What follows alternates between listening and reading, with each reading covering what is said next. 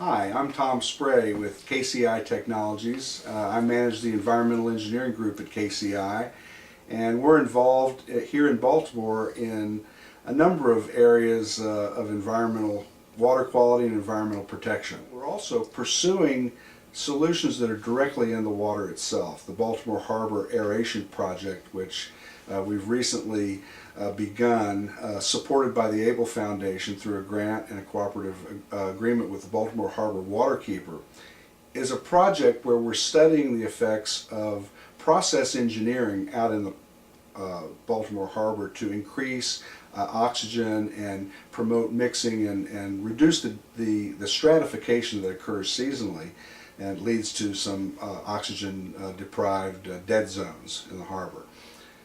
We're actually deploying mixers and aerators and studying the effects, monitoring the water to determine whether those engineering techniques can be applied directly in the Baltimore Harbor to improve water quality within the harbor. You've got to recognize that in almost all cases to produce energy, water is somehow affected or required.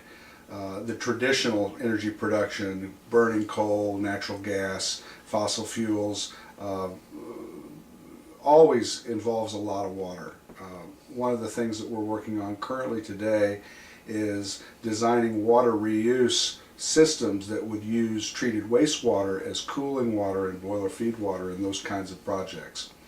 A contrasting example would be, which brings the nexus of pollution and water and energy together. It would involve gasifying the poultry manure to produce a syngas and ultimately generate electricity, while at the same time creating a custom designed biochar residual product that has itself an inherent value as a soil amendment.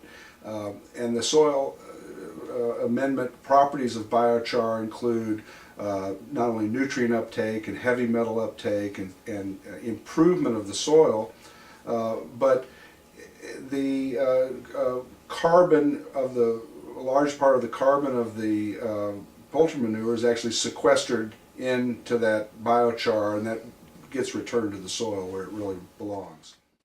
Thank you, Tom. We look forward to seeing you at Baltimore's Center Club on April 13th as we bring together a mix of top leaders from business, government, and academia to discuss what we've learned at Chesapeake Bay from a governance and science and technology standpoint that could be shared with other parts of Asia.